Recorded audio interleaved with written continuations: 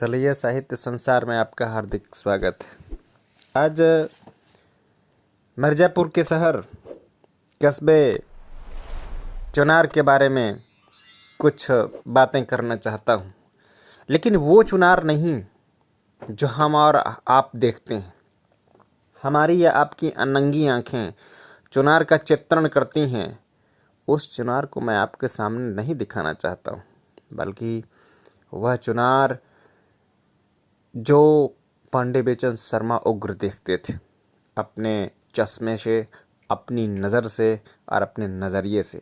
तो साहेब, आपके बीच में प्रस्तुत है चुनार बकौल पांडे बेचन शर्मा उग्र। रामचंद्र भगवान सरयू नदी के किनारे पैदा हुए थे। मैं पैदा हुआ गंगा सूरसरी के किनारे।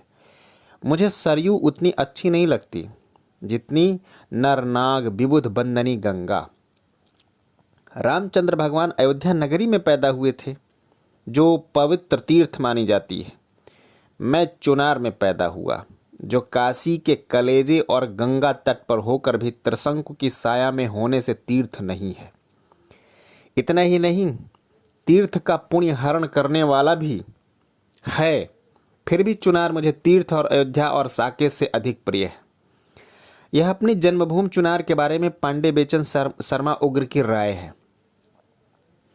अपनी जन्मभूमि अयोध्या के बारे में रामचंद्र भगवान मर्यादा पुरुषोत्तम की राय थी। पावनपुरी रुचिर यह देसा, यद्यपि सब बैकुंठ बखाना, वेद पुराण विदित जग जाना। अवधपुरी संप्रिय नहीं सोऊ। फिर मैं क्यों न कहूँ कि मुझे चुनार जितना प्रिय है उतनी अयोध्या नहीं। राम भजिए, अपने राम को अपने राम जितने पसंद हैं उतने मर्यादा पुरुषोत्तम राम यानी रघुपति राघव राजा राम भी नहीं। वाजी रथ कुंजरों वाले महाराजा दशरथ के काल में अयोध्या कुछ और ही थी। अमरावती से बढ़कर बढ़ी चढ़ी नगरी। उसका वर्णन वाल्मीकि रामायण में पढ़िए और वर्तमान अयोध्या को जाकर देखिए। वैसे ही जैसे मेरे लकड़दादे ने घी खाया, मेरे हाथ सूंघिए। न कहीं साकेत, न कहीं स्वर्ग, चतुर्दिक सघन रज तमस तक। मुझे तो सरयू भी मटमैली रजस्वला नजर आती है। कुजा अयोध्या, कुजा चुनार। अयोध्या तीर्थ, चुनार तीर्थ तेज को नष्ट करने वाला। अयोध्या में सम्राट चक्रवर्ती अवतारी लीलाधारी लाख हुए हों, लेकिन वह पूरी प्रकृति की उस प्रफुल्ल कृपा वरदान से बिल्कुल विरहित है जो चुनार को अनायास ही प्राप्त है। आप जाइए अयोध्या, भाग आएंगे भाग मनाते। आप आइए चुनार, क्या मजाल है कि घंटे भर के लिए पधार कर कई दिन न ठहर जाएं। अयोध्या में कभी हरिश्चंद्र अज थे, सो अब नहीं रहे। दिलीप थे, रघु थे, भगीरथ थे, सो भी नहीं रहे। इक्ष्वाकु, दशरथ, रामचंद्र कोई नहीं रहे। एक सरयू है मटमैली फैली, अपने भूत की छाया से भीषण बाधित। असल में अयोध्या आदमी के बनाए बनी हुई थी। भले वे आदमी राम जैसे शक्तिमान क्यों न रहे हों, वैसे आदमी नहीं रहे तो अयोध्या राण हो गई। चुनार में आदमी रहें या न रहें, उसे प्रकृति दत्त शोभा सुलभ है। आदमी आएंगे, आदमी जाएंगे, लेकिन आदमी क्या कोई भी जीव जब चुनार के आगे आएगा तो वह वहाँ कुछ दिन तक बसना, रमना चाहेगा। एक तरफ गंगा भगीरथी, एक तरफ जरगो विंध्यबालिका, चुनार दोआबा। कंकड़ फेंकिए तो विंध्याचल प्रचंड पहाड़ के आंगन में गिरे। चुनार विंध्याचल का आंगन ही तो है। मीठे जीवन प्रद कुएं, निर्मल नीरपूर्ण तालाब, बावलियाँ, बाग, उपवन, वन, सहस्त्र सहस्त्र वर्षों के इतिहास के चरण चिन्ह चुनार में चतुर्दिक। अयोध्या में रामचंद्र की जो अयोध्या है, इनमें में एक भी नहीं, बस राम का नाम है। चुनार से सटी विंध्याचल की सुखद घाटियों में पारिजात के, पलाश के, बहेड़े के, महुए के वन। जब शरद ऋतु में सारी घाटी पारिजात पुष्पों की सुखद सुगंध से भर जाती है, लगता है यही तो नंदन वन है। चुनार इतना रमणीक कि इसके पहले भारत से जो श्रद्धा तपस्या करने के लिए काशी या प्रयाग पधारते थे, वे तत्वतः तपते थे चुनार या मिर्जापुर विंध्याचल की उपत्यकाओं में ही। कहते हैं कि किशोर राम ने ताड़का और सुबाहु को चुनार के निकट ही कहीं मारा था। क्रांतिकारी ब्रह्मर्षि वैतानिक विश्वामित्र का सिद्धाश्रम चुनार के निकट ही है। मेरा ख्याल है अयोध्या के आसपास चुनार जैसा कोई महामनोरम स्थान नहीं था राम के जमाने में भी। तभी ऋषि विश्वामित्र राजा दशरथ के आग्रह करके राम और लक्ष्मण को चुनार दिखलाने को ले गए थे। राम चुनार न गए होते तो शायद ही राम होते, क्योंकि विश्वामित्र ने चुनार ही के आसपास उन्हें विद्याएं दी थीं, शास्त्रार्थों के प्रयोग की शिक्षा जो सारे जीवन रघुनंदन के काम आती रहीं। क्या है राम की अयोध्या में? पुरी कहलाती है बड़ी। अयोध्या में मंदिर हैं, मूर्तियां हैं, यानी ये पत्थर हैं। अयोध्या में मैं कहता हूँ कि सारी अयोध्या में जितने गढ़े गढ़ मंदिर मूर्तियां हैं, उतनी और ऊपर से उतनी ही और चनाद्र चुनार की अनगढ़ पर्वती विभूति के बाएं चरण की सबसे छोटी अंगुली के नाखून से निकली जा सकती है। आपने अयोध्या देखी है? नहीं। और चुनार? वह भी नहीं। बंदा तो चुनार ही की मिट्टी है एक ओर, तथा दूसरी ओर किशोरावस्था में साधुओं की रामलीला मंडली में जानकी बनकर सावन के झूलनोत्सव के अयोध्या में झूला भी झूल चुका है। सो ऊपर चुनार के साथ अयोध्या का नाम फोकट फीके नहीं लिया गया है। त्रेता में जिस अयोध्या में राम बाम दिस जानकी विराजा करती थीं, कलिकाल में उसी अयोध्या में रामलीला में ही सही कुछ दिनों बेचन पांडे भी सीता जी बना करते थे, और हजार हजार लोग लुगाइयाँ, हजार हजार मेरे किशोर सुकुमार चरणों की धूल आंखों में आ जा करती थीं। सो जिसकी अपनी जोरू जिंदगी भर नहीं रही, वह जिंदगी के आरंभिक वर्षों में ही राम की जोरी बन चुका था। यानी यह जो आज बड़े 30 मार खां बनते हैं, पांडे बेचन शर्मा उग्र, दरअसल जोरू है राम की। मगर क्या होंगे? राम की जोरू थे कबीरदास जी। बालम आओ हमारे गेह रे, तुम बिनु दुखियां देह रे, सब कोई कहे तुम्हारी नारी, मोह होत संदेह रे, एक मेक हुए सेज न सोहे, तब लगी कैसा नेह रे, है कोई ऐसा पर उपकारी, प्रिय सो कहें सुनाए रे। अब तो बेहाल कबीर भय हैं, बिनु देखे जिए जाए रे, बालम आओ हमारे गेह रे। अयोध्या जिससे युद्ध न किया जा सके, अजय का वर्णन करते हुए आदि कवि ने बतलाया है कि उस वर नगरी के समीप सभी निवासी धर्मात्मा, बहुश्रुत, अपने अपने धन से संतुष्ट, अलालची और सत्यवक्ता थे। उसी नगरी में साधारण विभूति वाला कोई भी नहीं था, कम परिवार वाला, कुटुंब वाला कोई नहीं था। ऐसा कोई नहीं था जिसकी मनोकामनाएं पूर्ण न हो चुकी हों, या जिसके पास गाय, घोड़े, धन धान्य का अभाव हो। उस पुरी में कामी, कापुरुष, क्रूर, कुबुद्धि और नास्तिक चिराग लिए ढूंढने पर भी नहीं दिखाई देते थे। वहाँ कोई भी शख्स कुंडल, मुकुट और माला वगैरह नहीं दिखता था। उस नगरी में असत्यवादी, अविश्वासी और बहुश्रुत आदमी एक भी नहीं था। न कोई गरीब था, न विक्षिप्त, न किसी प्रकार के दुख थे, और न ही कोई दुखी था। अयोध्या के चारों ओर 8 कोस तक एक से एक हाथी ही हाथी नजर आते थे। अतएव उनके नाम का अर्थ होता था अजेय। इक्ष्वाकु वंशी चक्रवर्ती सम्राट दशरथ की अयोध्या का यह वर्णन आदि कवि के शब्दों में है बाल कांड में। अयोध्या कांड के आरंभ में रामचंद्र के युवराज तिलकोत्सव की तैयारी के सिलसिले में भी महाकवि ने अयोध्या की महत्ता का वर्णन गौरवशाली किया है। जब पूर्ववासियों ने सुना है कि आज ही रामचंद्र का अभिषेक होने वाला है, तो सब लोग अपना अपना घर सजाने लगे। धवल मेघ के शिखर की तरह शुभ्र देवालयों, चौराहों, मार्गों, बागीचों, अटारियों, विविध वस्तु भरे बाजारों, परिवार भरे भवनों, सभा भवनों तथा ऊंचे ऊंचे वृक्षों पर सचिन्ह और अचिन्ह पताकाएं फहराई गईं। राजमार्ग में जहां तहां फूल मालाएं सजाई गई थीं और सुगंधित धूप जलाई गई थीं। रात्रि के समय रोशनी के लिए गली कूचों तक में दीपकों के वृक्ष जगमगाए गए थे। इंद्र की अमरावतीपुरी के समान सुंदर अयोध्यापुरी एकत्रित जन समुदाय से मुखरित होकर के जल जंतुओं से पूर्ण समुद्र के जल जैसी जान पड़ने लगी। मंथरा ने देखा, चारों ओर अमूल्य ध्वजा पताकाएं फहरा रही हैं। रास्ते साफ सुथरे हैं, चंदन का छिड़काव चारों तरफ हुआ है। स्नान के बाद चंदनाद लगाए अवधवासी परम प्रसन्न मटर गश्ती कर रहे हैं। ब्राह्मण हाथ में माला और मोदक लिए मंत्रोच्चार कर रहे हैं। सारे के सारे देव स्थान चूने से उज्जवल कर दिए गए हैं। साथ ही सभी तरह के गाजे बाजे बज रहे हैं। हाथी घोड़े हैं, गाय बैल भी प्रसन्न बोल बोल रहे हैं। प्रमुदित पुरवासी ऊंची ध्वजाएं फहराते दौड़ रहे हैं।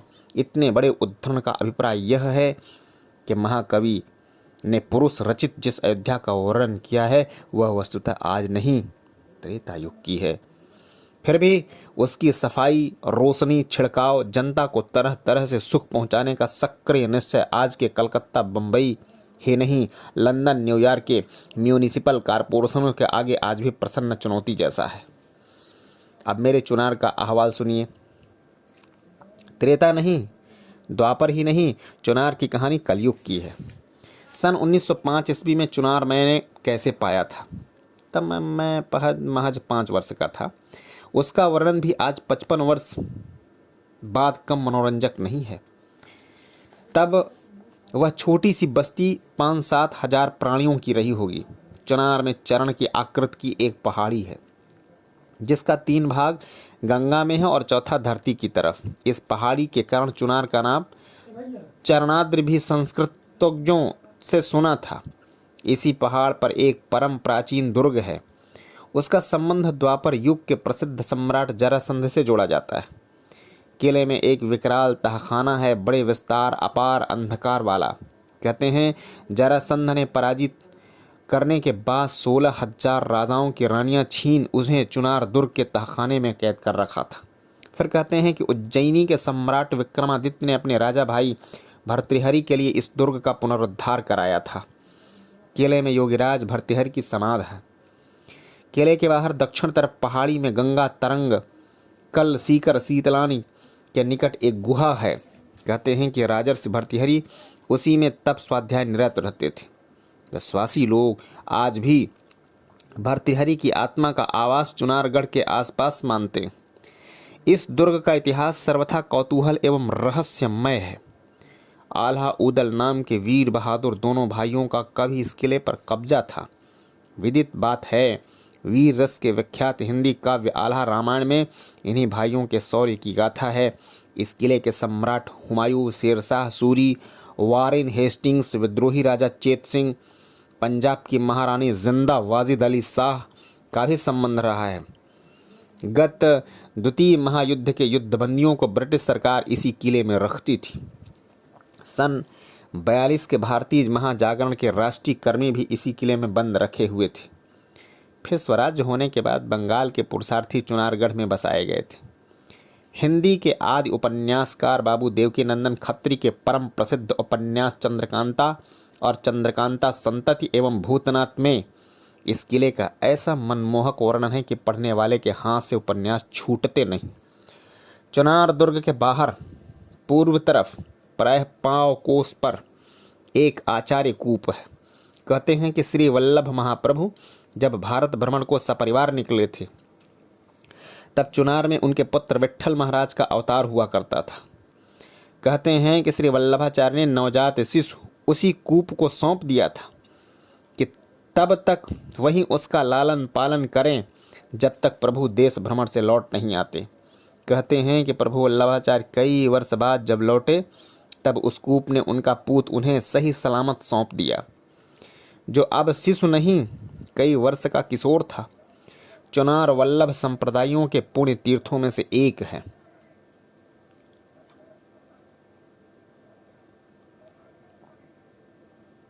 मुस्लिम जमाने में चुनार के किले में हजरत मोहम्मद की दाढ़ी का पवित्र बाल भी सादर सुरक्षित रखता था।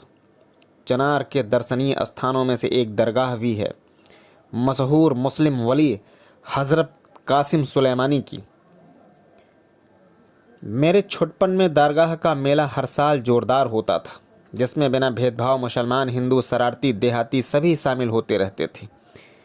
मेरे बचपन में चुनार की आबादी में रुपए में 5 आने मुसलमान थे, जिसमें रईस, साहिबे फन और नवाबजादे भी थे। उन दिनों किलों की कद्र थी। चुनार में अंग्रेज आए जब मैं 5-7 साल का था।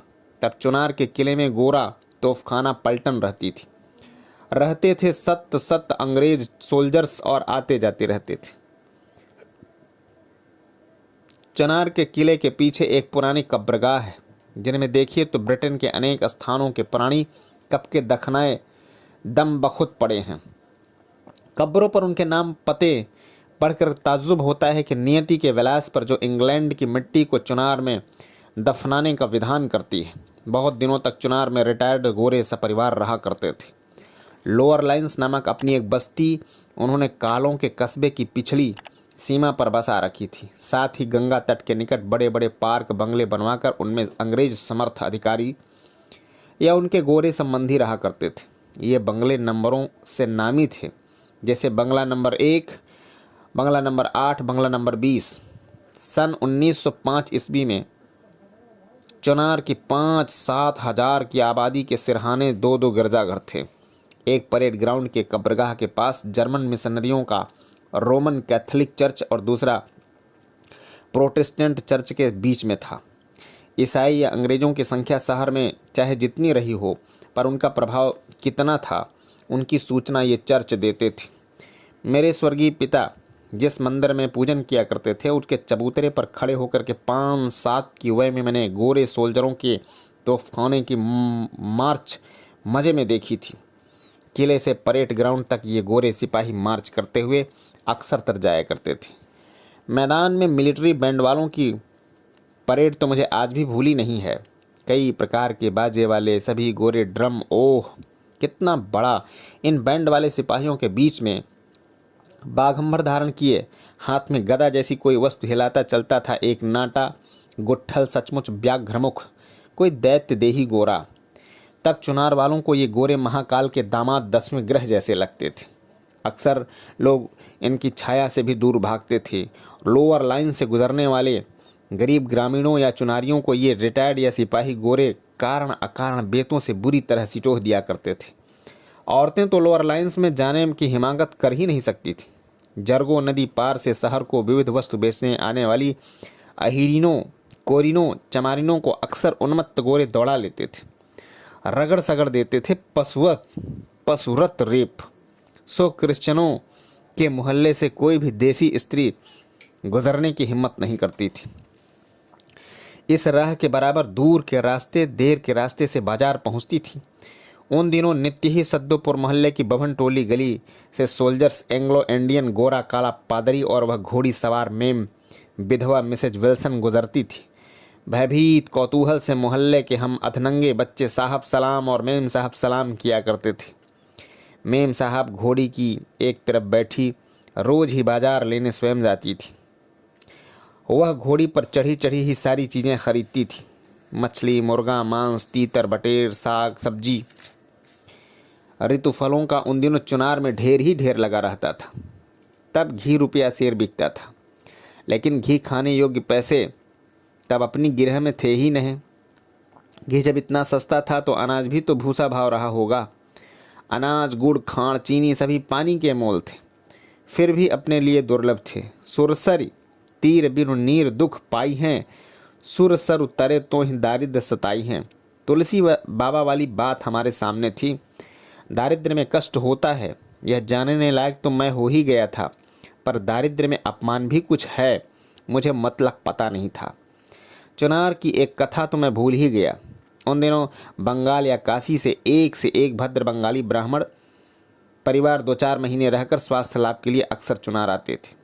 अनेक बंगाली जन तो यत्र तत्र बंगला या घर बनाकर बस भी गए थे। साल में कम से कम 8 महीने ये बंगाली चुनार के हर खाली मकान में किराएदार बनकर टिकते, जिससे कतिपय लोगों को कुछ आमदनी भी हो जाती थी। चुनार में अक्सर बंगाली सन्यासी या दार्शनिक सानंद रहा करते थे। उनका वहाँ की जनता पर प्रेम पूर्ण प्रभाव था। 1-2 बंगाली बाबुओं का एलोपैथी दवाखाना भी था। 1-2 बंगाली महाशय प्रोफेशनल न होने पर भी होम्योपैथी या आयुर्वेद के अच्छे अभ्यासी थे, जो लोगों का प्रेम से इलाज करने में सुख पाते थे। मगर मुझे बंगाली बंधु उतने याद नहीं आते जितने भयंकर प्रचंड प्रताप वाले गोरे और उनके रिटायर्ड परिवारी। वह आयरिश बूढ़ा मिस्टर क्लार्क, जो देहाती मजूरों से अच्छी हिंदी बोलता था और बागवानी तथा खेती कराता था। चीते सी आँखें, हनुमान सा मुखड़ा, कैसी हिंदी बोलता वह कि मनोरंजक। और मिस्टर कूम जो लोअर लाइंस का जनरल मर्चेंट था, वे चीज़ें जो कलकत्ता, मुंबई, बनारस ही में ही मिल सकती थीं, मिस्टर कूम के स्टोर्स में भी होती थीं। मिस्टर कूम रिटायर्ड सेना अधिकारी थे। उनका बड़ा भारी बंगला लोअर लाइंस के नाके पर ही था। मिस्टर कूम कुत्तों के बड़े शौकीन थे और जब घूमने निकलते थे तो उनके साथ 4-6 किस्म के कुत्ते ज़रूर होते थे। कूम साहब अक्सर हाथ में गेंद लेकर निकलते। गेंद वह दूर सुदूर भरपूर जोर से फेंकते कि कुत्ता ले आए और कुत्ता गेंद ले आता साहब। और हम अधगामड़िए छोकरे हैरत से हैरान रह जाते थे। साहब सलाम, साहब सलाम। कूम साहब की स्टोर्स में एक से एक शराबें मिलती थीं। उनके बंगले में गोरों के लिए इमरजेंसी होटल जैसा था। मिस्टर ओब्रायन नामक एक बूढ़े हथकटे गोरे सिपाही की याद आती है जो नेवी का दाढ़ी रखता था। चुनार नोटिफाइड एरिया का वह सुपरिटेंडेंट था। नगर की सफाई वगैरह उसी के चार्ज में थी। उसका एक हाथ बिल्कुल कट गया था। कोट की दाहिनी आस्तीन यूं ही लटकती रहा करती थी। वह बाएं हाथ में बेंत लेकर मिलिट्री फुर्ती से चलता था। किसी भी काले आदमी को गली में बैठाकर लघुशंका वगैरह करते देखते ही दे बेंत, दे बेंत, दे बेंत सीटों होकर धर देता था।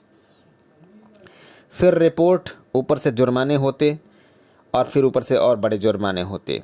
मेरी गली में चिंगन तेली पर मिस्टर ओब्रायन का बेंत कई बार बरसा था, क्योंकि चिंगन तेली सरे राह बैठकर पेशाब करना अपना जन्म सिद्ध अधिकार समझता था और मानता था। इस तीखे अंग्रेज को देखकर मेरे तो होश फाख्ता हो जाते थे। मैं उससे कम से कम 20 गज दूर रहने की कोशिश करता था। चिट्टा गोरा बिलाड़ जैसा सूट पहन ले, दाहिना हाथ टूटा, बाएं में चमड़ा मढ़ा बेंत, तेज चालक चाल, सपने में जैसे प्रेत। टुटवा साहब हम उसे सभय पुकारते थे। अपने लिए टटुआ साहब सुनकर हे प्रयोग सुनते ही कहने वाले को खा हुआ बूढ़ा हो जवान बालक बिना पकड़े बिना पीटे बेसताए वह छोड़ता नहीं था। घोड़ी पर सवार गली से बाजार होकर के गुजरने वाली यूरोपियन विधवा मिसेज विल्सन का नाम आगे आ चुका है। एक दिन की बात है, मेरे चाचा छत पर बने पूजा घर में ठाकुर की सेवा के सिलसिले में पूजा पात्र वगैरह धो रहे थे कि मिसेज विल्सन अपनी घोड़ी पर छत के निकट से गुजरी। दुर्भाग्य से उसी समय ऊपर से गंदे पानी की धारा यूरोपियन महिला पर बरस पड़ी। फिर क्या था, मेम साहब मेरे चाचा पर बेहद गरजी, बरसी, ब्लडी डैम फूल तक आई। चाचा से बर्दाश्त नहीं हुआ। वह स्वाभिमानी और अच्छे वैद्य थे। चुनार में उनका आदर मान था। मेम साहब को डांट के स्वर में उन्होंने कहा, खबरदार, जो बदजमानी की। इस पर मेम साहब बकबकाती चलती बनी। लेकिन 2 घंटे के भीतर चाचा साहब को पुलिस थाने में हाजिरी देकर विलायती मेम के दबदबे से दबना पड़ा था। 20वीं सदी के आरंभ में गोरी सेना, रिटायर्ड अंग्रेज और ईसाइयों के सबब वज्र ग्रामीण चुनार का एक भाग बम्बई और कलकत्ते के किसी स्वच्छ भाग की तरह तत्कालीन आधुनिकता से मंडित था। नोटिफाइड एरिया की ओर से सारे चुनार में अगर 200 लैंप पोस्ट खड़े किए गए होंगे तो उनमें से 100 से ऊपर केवल लोअर लाइंस में लगाए गए होंगे, जहां गोरे बसते थे। छोटी बस्ती, सुथरी सड़कें, शांति सुख निवास की तरह छोटे छोटे हरे भरे बंगले, वजनी और हल्के फुल्केदार फर्नीचर, फैशनदार पर्दे, दरियाँ, गलीचे, अच्छी तरह पहन खा पी कर लोआ पोआ गोरे बच्चे, गुड़ियों की बीवियों जैसे हाथी दांत के बने यूरोपियन बालक, गुलेल, तमंचे, बंदूकें, रैकेट, बैट, फुटबॉल स्टिक, कैसे कैसे कुत्ते, pocket dog, fox terrier, Alsatian bulldog, bulldog, कुत्तों की रखवाली करने पर नौकर, चमार, भंगी, मेहतर, जिनके तन पर ऐसे साफ कपड़े जैसे हमारे बभन टोली में एक भी नहीं।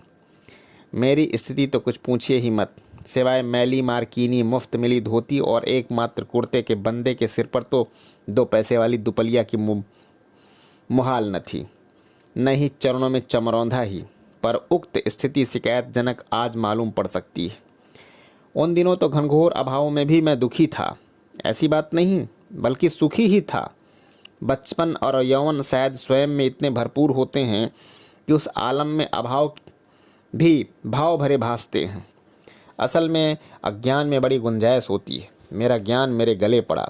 लिखा कवि देव ने, याहीं ते मैं हर ज्ञान गंवायो, गाया गोस्वामी तुलसीदास ने यह ज्ञान। कैसा गान गाया?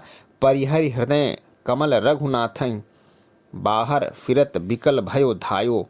ज्ञान सीमित होता है, जब कि अज्ञान की माने ईश्वर की तरह कोई सीमा नहीं।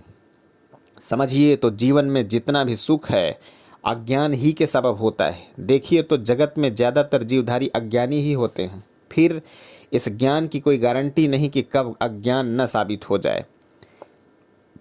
विलोकिए आधुनिकतम विज्ञान की तरफ।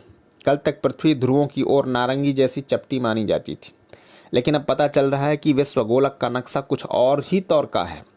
पृथ्वी संतरे सी नहीं सेब जैसी देखी है। ज्ञान के गिरगिटपन के ऐसे ऐसे सत उदाहरण सहज ही पेश किए जा सकते हैं। जीवन में मात्र परेशान होने के लिए ज्ञान का जिज्ञासु मेरे जाने अपनी आंखें अज्ञान में खोलता है, मूंदता है आंखें अपनी अनंत अनास अज्ञान में लेकर के चलता है। जय हिंद, वंदे मातरम।